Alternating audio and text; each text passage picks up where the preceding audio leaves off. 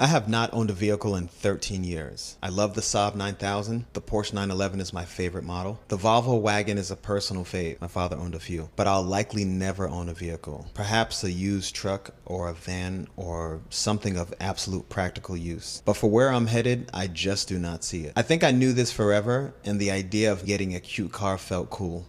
But the baggage that it brings turns me off. You live long enough or become wise young enough to know how things work and apply that knowledge to your benefit, should you choose. I'll rent, I'll share, but I'll always return. Unless I ultimately have to, I doubt I will ever own a vehicle.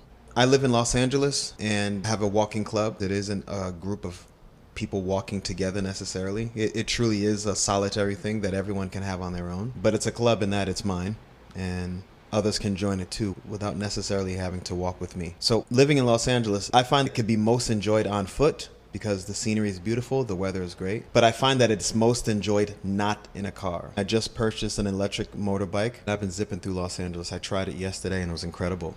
I could get anywhere in 20 minutes. I went to go pick up some samples that I made for Pasha Walking Club. I went to drop off shirts to the seamstress, and I was able to do all of that. And I found that it was so acute. I felt like I was in Barcelona. I felt like I was not in the US. It's what I miss most about living in New England. The immediacy.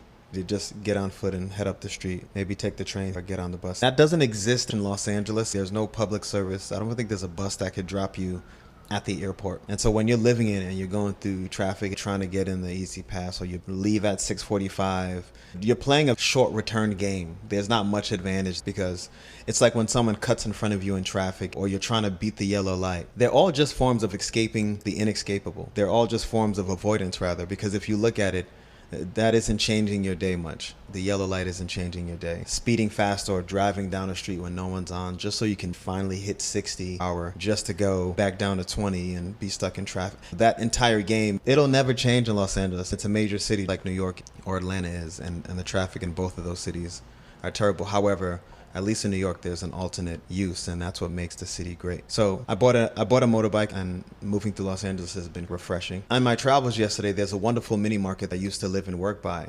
When I opened my studio, office and gallery in 2019, I would stop by this market on my way to and from home. I loved it because it had everything I needed: duct tape, bungee cords, a hammer and nail, sparkling water. It had the essence, it still has the essence of a New York bodega, and New York efficient because they have to be. If you walk into that store, it's on Fountain Ave between Edgemont and Vermont, directly across the street from the Scientology building. If you walk in, you'll see Rosa.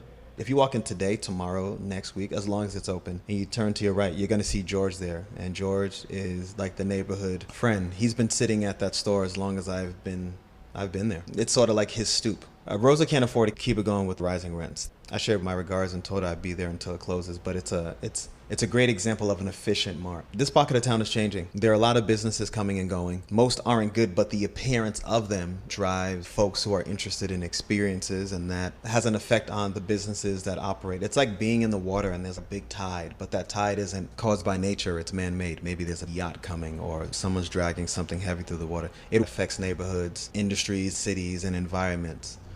And it isn't a bad or good thing, it's just interesting to watch it all go down. With that said, I'm headed back to the East Coast to shoot the new Posture campaign. If you want insight into the shoot, you can follow Toy Mart LLC on Instagram. This is what's to expect for fall 2024. Cyril and Such, All Cap Studio, will be out in the fall. Posture Walking Club Season 2. I haven't shot it yet, but it's probably the best. TM number 2, myself and Thelonious Martin. TM 2017 is when we released it, and life was very different then for me, at least, in the journey of my craft and what I've been up to. Haven't checked it off yet on that list because it's not technically done yet, but it's on schedule. It's been a wonderful journey of exploring and learning. It's been great. I'll talk to you on the next one.